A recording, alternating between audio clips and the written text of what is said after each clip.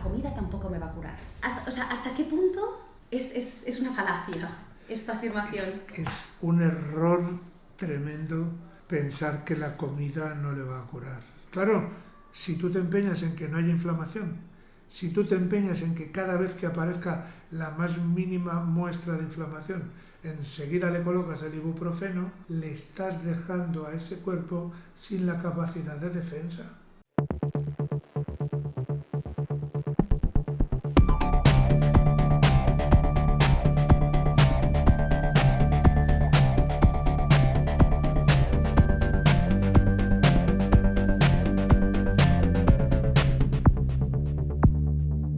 Aquí estamos otra vez. Bueno, chicos, bienvenidos de nuevo al segundo capítulo con el doctor Antonio Ruiz.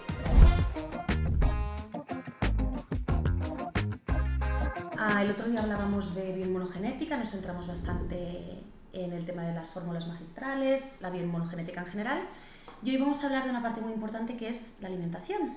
Ya lo creo que es importante, ya lo creo. Muy importante. Hace poco, por ejemplo, con mi padre tenía una conversación con él porque, bueno, él tiene problemas del corazón y tal, y yo, especialmente desde que te conozco y conozco la bioinmunogenética, me he ofrecido muchas veces de decirle, ostras, te hago una dieta, te hago una pauta, porque ya, más o menos, o insistirle, estás comiendo esto, estás haciendo lo otro, y me dijo un comentario que a mí no es que no me gustara, pero dije, tampoco voy a discutir con él, pero me dijo algo así como, bueno, a ver, la comida tampoco me va a curar. Entonces, ¿hasta qué punto es una falacia esta afirmación? Es un error tremendo pensar que la comida no le va a curar. Es más, habría que decir que muchas veces no quisiera decir la enfermedad, el desarreglo viene porque comemos mal. Entonces, el hecho de que tú quites irritantes y comas como tiene que ser, que tampoco se trata de buscar fórmulas extrañas, que la cosa es muy sencilla. Mima tus células, no le des lo que va a irritar y piensa que tienen que alimentarse, que no puede ser que tú digas, pues yo, angulas, caviar, que no. Las células necesitan de una fibra vegetal, las células en sí mismas no, quiero decir, el conjunto, el organismo. No sé si te he contado o si lo hablábamos el último día. Yo le doy a mi intestino fibra vegetal para que las bacterias fabriquen una serie de ácidos, de cuerpos cetónicos, y eso es el butirato, que se lo ha aprendido la gente en jueves. Y este butirato es maravilloso para que las células del intestino crezcan fortachonas, bien pegaditas y proliferen. Entonces, ¿pero por qué no piensas que las células van a estar contentas si les das nutrientes, claro, su magnesio o su cobre o su hierro, pero no en forma de nutriente específico? No. Ya de la comida. Claro, de sí. la comida. Yo creo que el problema es que la gente en general, cuando no sabemos lo que es alimentarse, Sí, alimentarse mal o bien, sí. Porque a veces hay gente que dice, no, si yo como bien, igual es eso, pues se merienda o se desayuna un bol de cereales, son de avena o es trigo integral. Entonces yo o solo me como o ecológico. Sí, o solo me como un trocito de pan. Entonces yo creo que hay una falsa ilusión de que la pirámide esta que nos hicieron, la pirámide de la comida, ¿no? De cereales abajo, tal. Entonces a mí me gustaría, lo que vamos a hablar hoy un poquito son alimentos prohibidos, dieta antiinflamatoria. Y de momento, antes de adentrarnos uno por uno, ¿podrías nombrar los grupos de alimentos así prohibidos? Yo te ayudo. Pues claro que sí, venga. ¿Cereales? Cereales. Atención, cereales, que yo sé que pues todos tus seguidores, según estén oyendo cereales, ya están diciendo, quita el gluten. No, quito los cereales. Cereales. Porque hay más componentes irritantes. Entonces, cereales, que no es negociable. Ahora, ni trigo, ni cebada, ni centeno, bla. Ahora explicamos el porqué. Después de los cereales, el azúcar. Después de los cereales, en grupo grande, los lácteos, las leches. leches de origen animal. Siempre digo el mismo tópico, que me enseñen en algún documental en África como un individuo, un león. ¿Se lo imaginan? Como son las 6 de la tarde y ya con la fresca me voy a ir hasta Laguna, que hay una hipopótama que ha tenido un hipopotamito y me voy a dar un chute de leche. ¿A que no? Ya, pero mucha gente también te podría decir, tampoco he visto nunca en la naturaleza animales llevando zapatos o poniéndose crema del sol. Ahora lo rebatimos. Sí, es verdad. Cereales, lácteos, evidentemente azúcares refinados, aceites refinados, el café, que mucha gente esto no le va a gustar. No, ya te digo.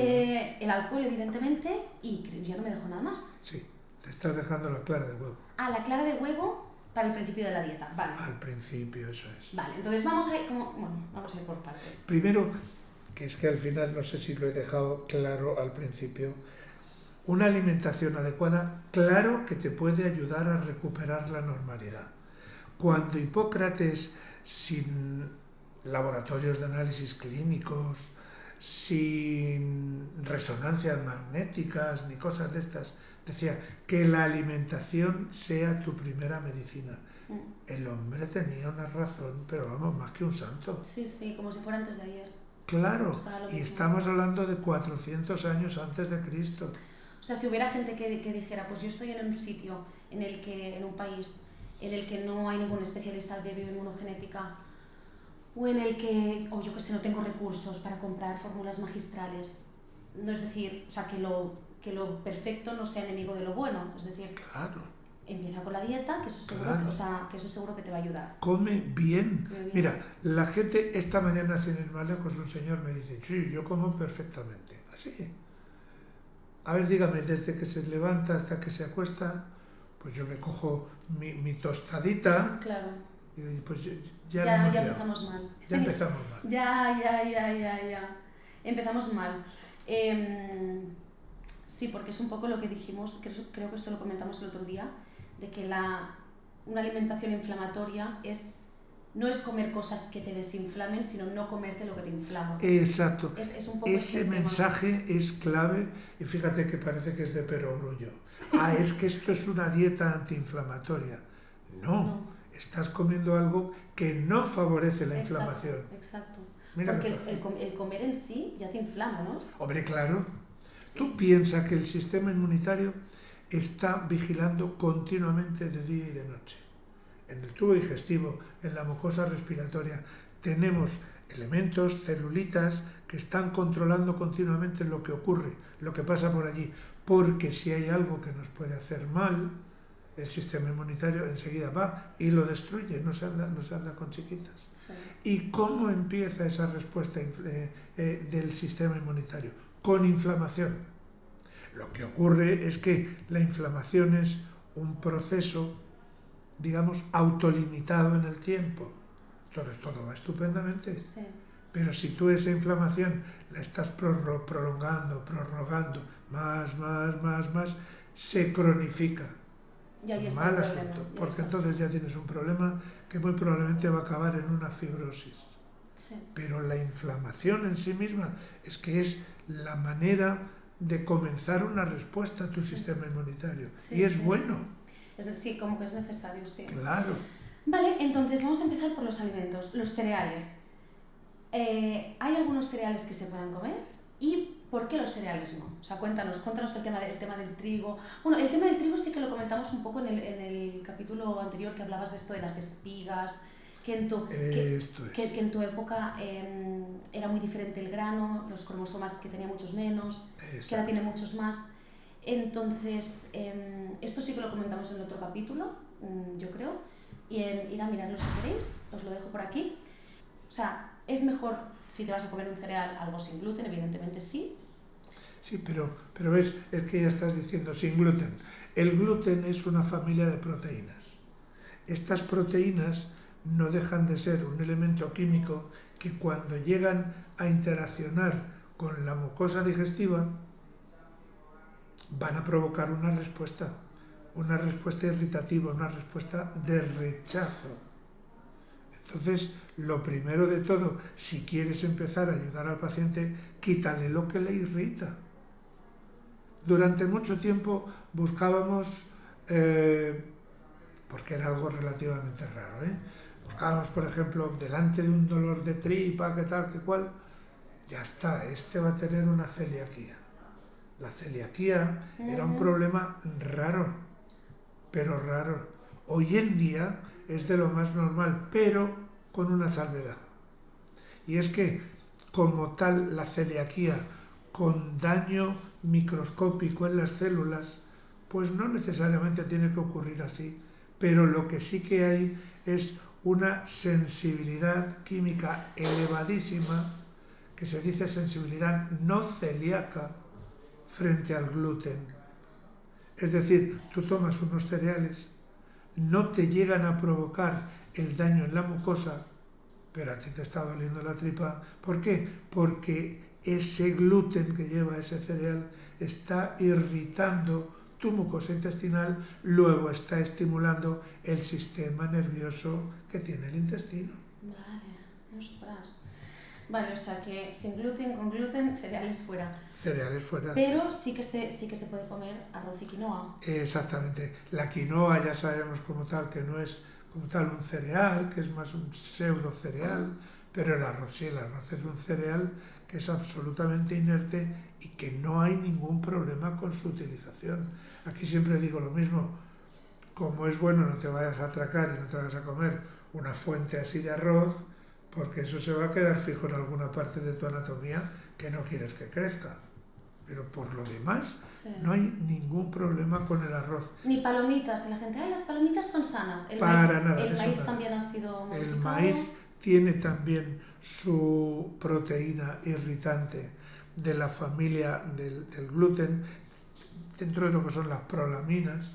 Entonces el maíz tiene una proteína que es la ceína, que es muy puñetera. Vale. Ni maíz, ni historias, arroz y quinoa. Sí que todo lo más. Que por lo menos que les suene a tus seguidores que no hay problema tampoco con el TEF. T-E-F-F. Es un tipo de grano que no tiene tampoco irritantes y que de hecho hay comercializado un pan a base de harina de arroz y harina de TEF muy interesante, muy interesante. Qué bueno, qué bueno. Vale, vamos a pasar a los lácteos. Ven. Te lo voy a rebatir otra vez. Sí, bueno, tú no has visto en la naturaleza ningún león mamando de un hipopótamo, pero tampoco lo has visto ponerse crema del sol. Es decir... Ya, pero te estás dando cuenta... ¿Por qué son malos los lácteos? Estás mezclando churras con merinas cuando me dices de la crema para el sol o que el león se ponga zapatos para salir a pasear. O sea, lo que me refiero es que una persona te podrá decir, ostras, tampoco... nosotros hemos evolucionado más años o hacemos cosas que tampoco van acorde a nuestra naturaleza. Pero vamos a ver. Un elemento maduro, un elemento claro, un elemento femenino, maduro, ¿está fabricando leche continuamente? No, ¿verdad? ¿Cuándo la fabrica? Cuando ha tenido una gestación, tiene un crío o una cría nueva, y entonces el mejor alimento para esa cría es la leche materna. Muy, muy, muy concreto, un momento que pueden ser, no sé, 6 meses, 7 meses, porque a partir de esa edad a los críos ya se le empieza a dar un alimento sólido. Otra cosa es que sea interesante que siga teniendo leche materna, que siga teniendo lactancia. Pero claramente la leche es un alimento para el bebé. En algún momento en la historia, pues efectivamente, por lo menos aquí estoy hablando, se venía de una situación de guerra. La gente, como podemos decir, se quitaba el hambre a tortas. Entonces, al menos que los niños tuvieran una cierta alimentación. Y entonces se decía, bueno, pues vamos a darles por lo menos un vasito de leche o vamos a darle un poquito de queso, porque entre eso y nada, pues vale. Pero claro, estamos hablando que eso se le daba a un niño que todavía tiene su sistema de degradación de la leche, es decir, tiene lactasa para esa lactosa que está tomando. Vale, es que, perdona que te corte, Sí. yo una cosa que he oído es que el motivo por el cual las personas son intolerantes a la lactosa es porque al dejar tú de beber leche dejas de producir lactasa, entonces por eso comienzas a rechazarla. Entonces mi pregunta es, si tú sigues bebiendo leche para siempre y produces lactasa, ¿tu cuerpo lo puede seguir absorbiendo y no habría ningún problema o sigue siendo irritante? En cualquier caso, siempre sería más o menos irritante. Vale. Y puestos a decir que tenga una utilidad, nuestra microbiota intestinal sería capaz de transformar esa lactosa en ácido láctico. Vale. Pero no tenemos que decir, tomo leche porque mis bacterias me dan ácido láctico que me va a venir muy bien para lo que sea. No, no, es que la leche en sí misma... ¿Tú te imaginas un adulto que sale a trabajar, que vuelve, que tiene un esfuerzo, yo qué sé, un albañil que total casi no tiene esfuerzo físico en su trabajo? ¿Te lo imaginas diciendo, voy a parar porque me toca comer y me tomo un biberón de leche? Ya, ya. Vamos, se queda silbando, Ya, se te marea, pero a la hora. ya. No es un alimento como tal para un individuo ya adulto. O sea que no es necesario, tampoco es muy interesante, si más no, irritante. Entonces, fuera. Es irritante.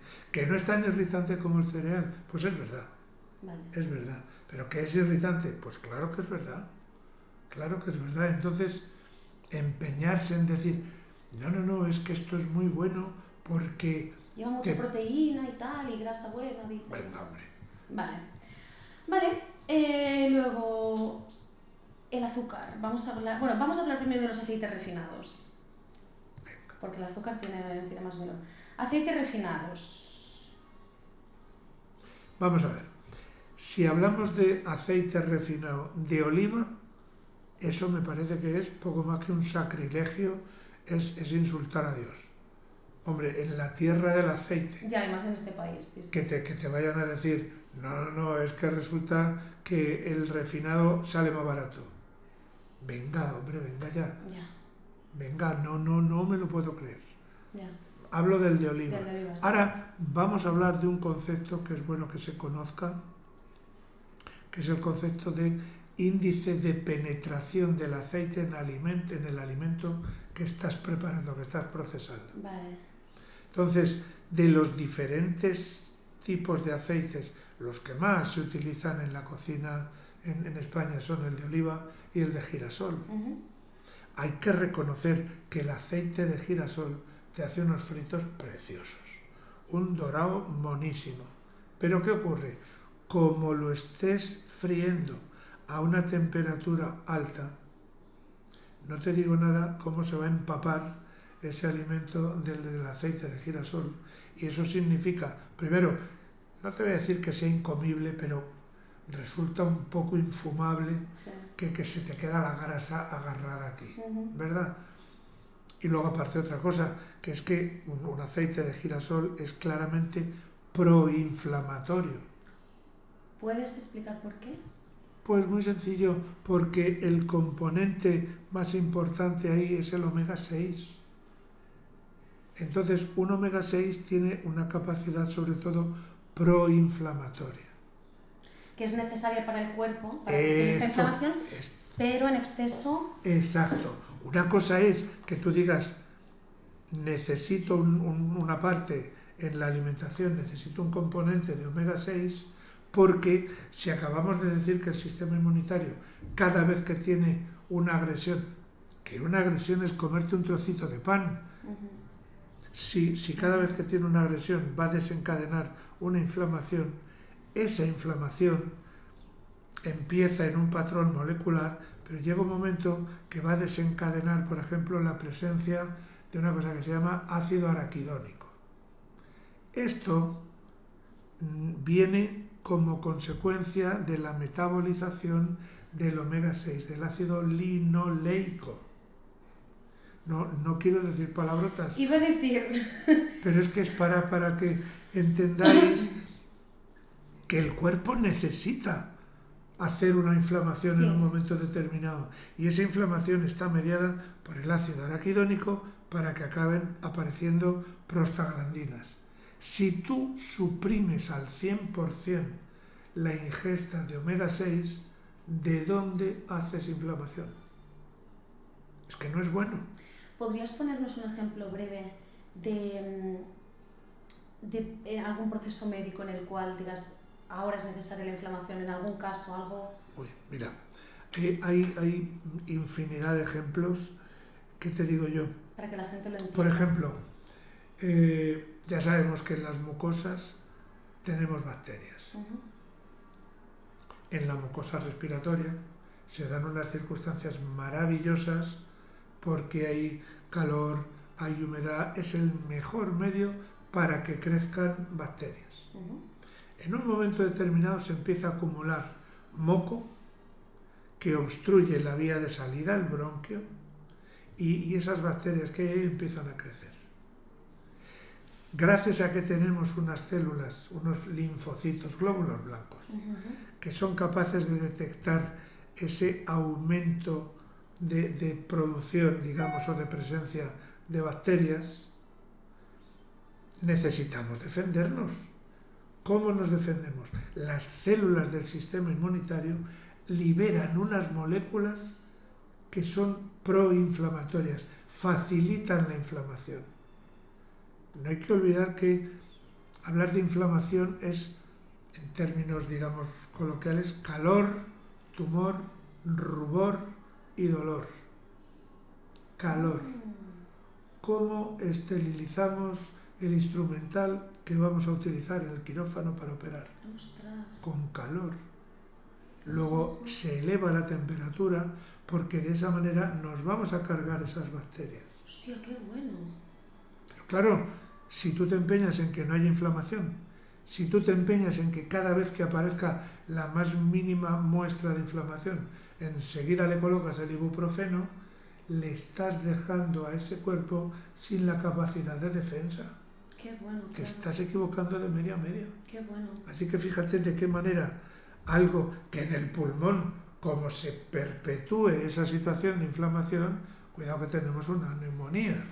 ¡Qué bueno! Entonces, tenemos por un lado esto de que la inflamación es necesaria hasta cierto punto, pero volviendo, por ejemplo, al tema del aceite de girasol, que tiene demasiado omega 6 y es proinflamatorio, ponnos un ejemplo de una enfermedad o de algún caso, ya no, que no sea por comer solo aceite de girasol, por un exceso de omega 6. Un caso... Pero común. si es que esto lo tenemos en el día a día. Tú cuando vas tirando del carro en el súper o en el hiper, tú empiezas a meter cosas y verás que hay muchas más cosas que son proinflamatorias que no antiinflamatorias. Tú vas a comprar carne y tienes una opción. Perdona, me refiero a un caso médico. O sea, así como me has explicado una función de cómo es bueno, de por qué es buena esta inflamación, las consecuencias que tú dijeras. O sea, si alguien no entiende, vale, pero el aceite de girasol es proinflamatorio, ¿vale? ¿Y qué? ¿Esta inflamación qué? O sea, un ejemplo de alguien que tú veas en sus análisis o en su informe. Omega 6 alto, ¿en qué puede derivar esto? ¿Me explico? Es que, salvo que lo pidas expresamente, normalmente no pides el omega 6 en lo que se llaman ácidos grasos en glóbulos rojos, no los pides, a no ser que sea una consulta de medicina muy especializada, entonces sí, entonces te da una información tremenda. Ya, pero me refiero, por ejemplo, qué sé yo, claro, es que a veces hay barreras, preguntas, respuestas, porque claro, como a mí me falta, o sea, yo como que me quedo con la copla y con la esencia, pero a mí me faltan muchos conocimientos, evidentemente. Yo te cuento lo que tú quieras. A ver, o sea, para alguien que no entienda la inflamación, Sí. que diga, vale, esto es proinflamatorio y que a mí qué me va a pasar, o sea, dime el ejemplo de alguna patología o de algún caso que tú digas, esto es por un desequilibrio entre omega 3 y omega 6, ¿sabes? Por ejemplo, el tema de mis herpes, ¿era por eso? No, era por otra cosa, No, ya no sé, era por pero... otra cosa. No sé, ¿me explico? No, vamos a ver, mira.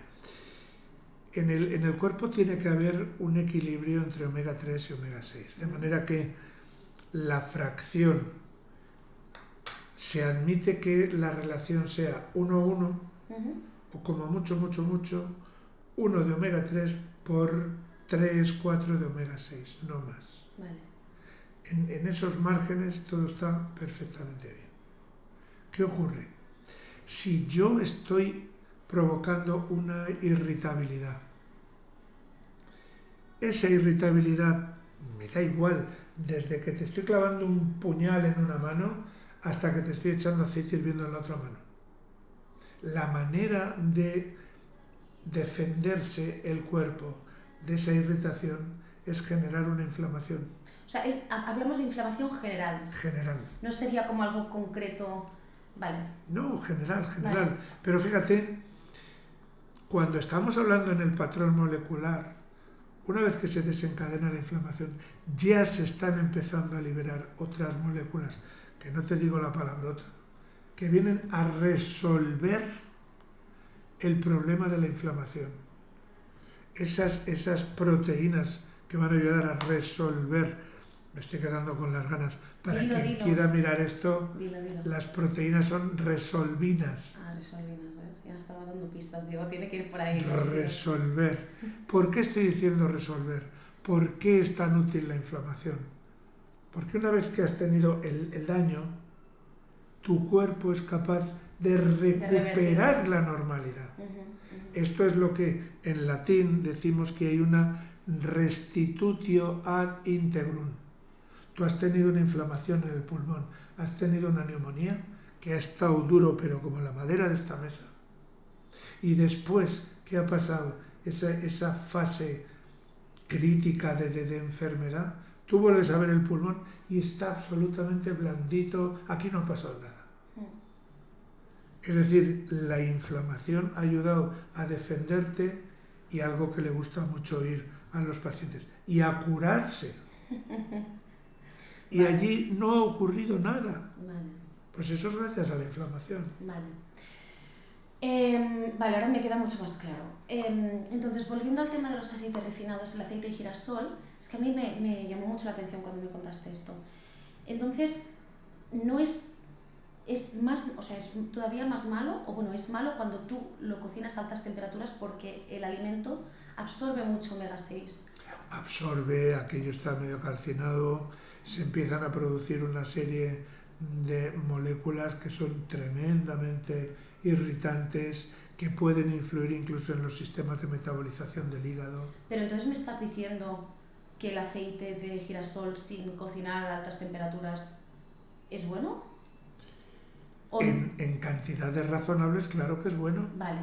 Claro que es bueno. Ya no es solamente por la estética del plato, que queda precioso, pero si tú estás sabiendo cocinar con aceite de girasol, si tú pones a cocinar algo, a freír, pero en una temperatura, desde luego, que no se vaya de los 100 grados ni en broma.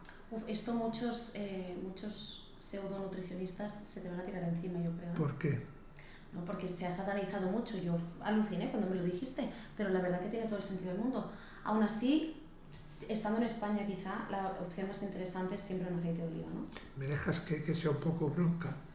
Por supuesto, tírale. Es que dices, se me van a tirar al cuello. Vamos a ver. No, yo me fío mucho más de ti que de nadie, porque vamos. Pero fíjate, si yo lo que estoy diciendo es, claro que es más sano el aceite de oliva. Si yo te dijera incluso cuál es todavía más sano, te sorprenderías. Porque es omega 3 puro. ¿Cuál?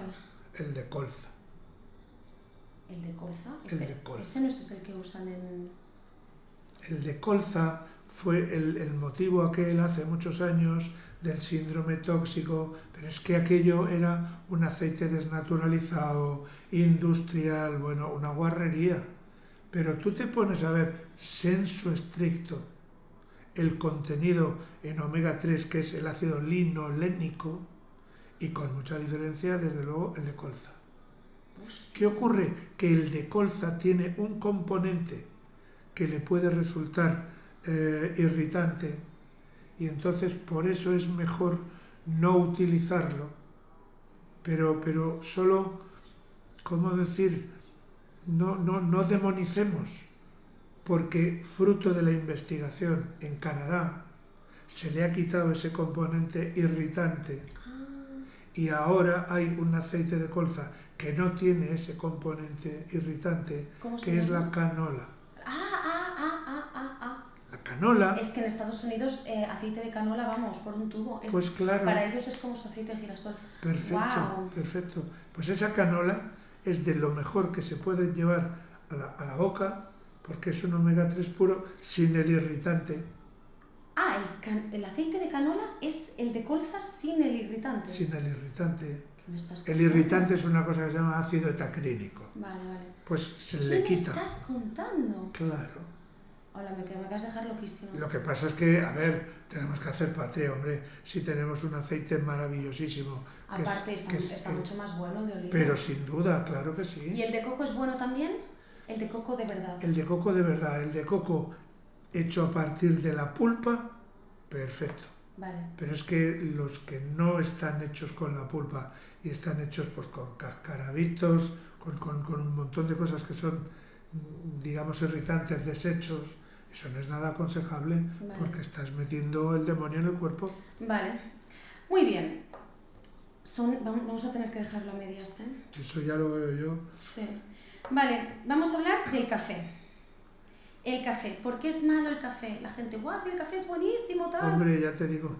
Mira, todos hemos oído, bueno, todos, los que lo hemos oído hablar de un estudio que se hizo en la todopoderosa Harvard. Universidad de Harvard, Sí, donde se dice, el café es maravillosísimo sí. y además es trombolítico y además yo que sé cuántas cosas, vamos, no sé cómo estamos vivos si no tomamos café.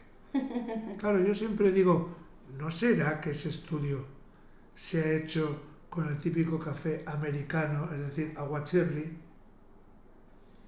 Porque tú haces ese estudio con un café de Colombia, de Etiopía, de Costa Rica, que vamos, que metes la cucharilla en la taza y poco más que se queda vertical, y a mí que no me digan que si te tomas eso así, que no te da una taquicardia, cuando menos.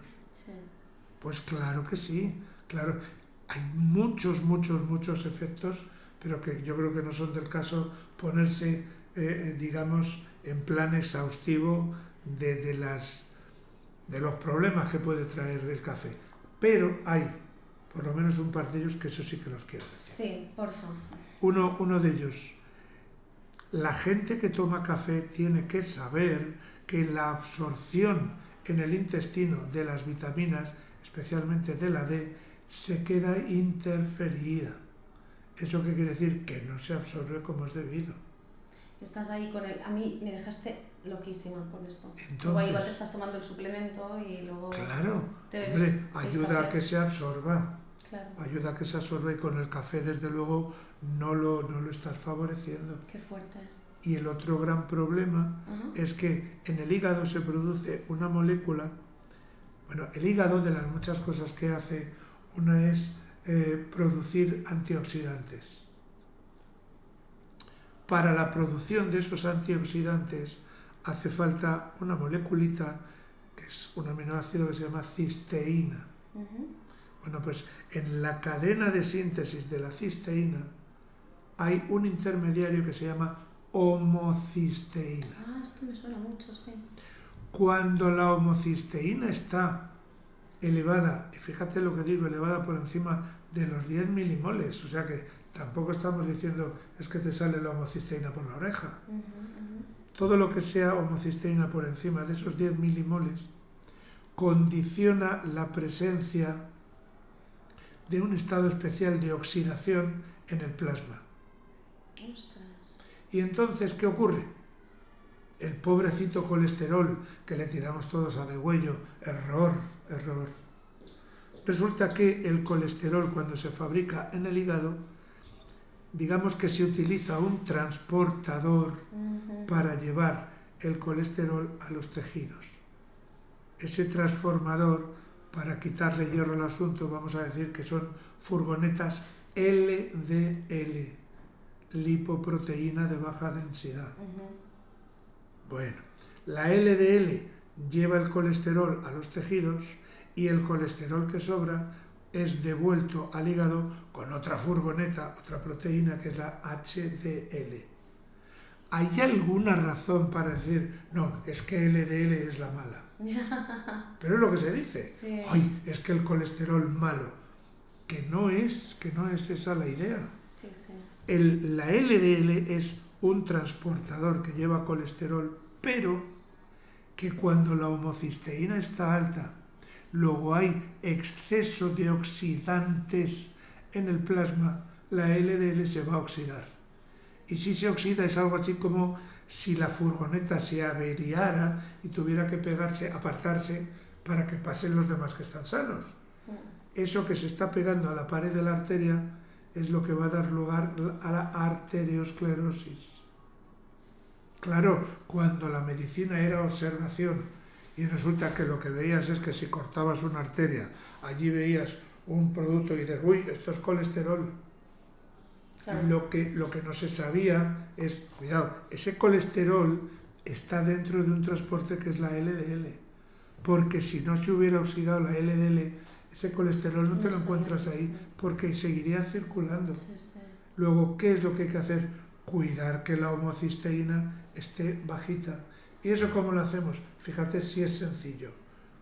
Desde luego no tomando café, porque el café eleva la homocisteína. Procurando no tomar alimentos que sean ricos y de manera continuada, ricos en metionina. Para quien no está acostumbrado le puede sonar raro lo de metionina, pero para quien hace deporte, estas tiendas que venden los cubos estos de nutrientes para hacer deporte, que sí, se los van un poco más capuñados. La proteína y todo esto, sí. Pues ahí hay que tener cuidado con no meter metionina porque puede ser el peor. ¿Qué alimentos llevan metionina, por ejemplo? Pues, por ejemplo, el huevo. Ahí va. Por ejemplo, proteínas. Es decir, una cosa es que tú comas unas cantidades razonables y otra cosa es que te pegues un atracón que para qué. Ya sabes, soy amigo de los refranes. Lo poco agrada y lo mucho enfada.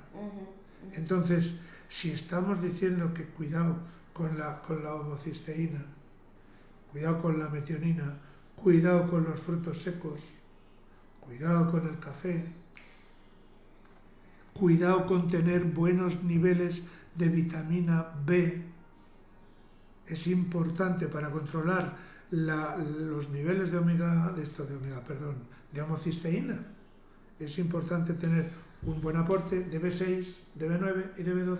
Claro, ahora la gente te escuchará y dirán, ostras, entonces los huevos no puedo comer muchos, entonces los frutos secos, bueno, los frutos secos sí que lo había oído, que no te puedes pasar y comer ahí un pero kilo claro, de frutos secos. Pero no, sí, el equilibrio, un poco pero claro que sí. como siempre. Pero... Hay gente que le gusta el deporte el domingo. ¿Sabes por qué? Porque se apoltronan en el sillón y cogen 1 kilo de cacahuetes, 1 kilo de nueces, 1 kilo de avellanas, 1 kilo de almendras. Y mientras que ven el fútbol, que es el único deporte que hacen, se están calzando todos esos frutos secos. Pues no te digo nada, el castañazo que le están dando al hígado, precisamente con esos nutrientes, con la metionina. Bueno, pues modera, no te estoy diciendo a partir de ahora ya no comes nueces, pues claro que no, come, pero come de manera moderada. En la moderación está la virtud, sí, no en que te pegues un atracón. Sí. Así que fíjate de qué manera el café, que es como habíamos empezado a hablar, fíjate la interferencia que hace sobre la absorción de vitaminas y sobre la presencia de homocisteína. Que no es el peligro el colesterol. Están matando al mensajero. Absolutamente. Sí. Absolutamente. Bueno, nos va a faltar la clara de huevo al principio de la dieta porque la cortas. Nos va a faltar azúcar, alimentos ultraprocesados que evidentemente lleva todo, que yo creo que ya se sobreentiende. Me gustaría hablar un poquito del alcohol. Bien. Y vamos a hablar un poquito también de diferentes tipos de dietas. Dieta cetogénica, vegetariana, vegana, carnívora. Así que esto lo dejamos para la parte 2 de este capítulo, ¿de acuerdo? Cuando tú quieras. Espero que os haya gustado. Muchas gracias por estar aquí. Y nada, si queréis parte 2, ya sabéis, compartir este vídeo y darle like y todo esto. Muchas gracias, Antonio. A ti, encantado.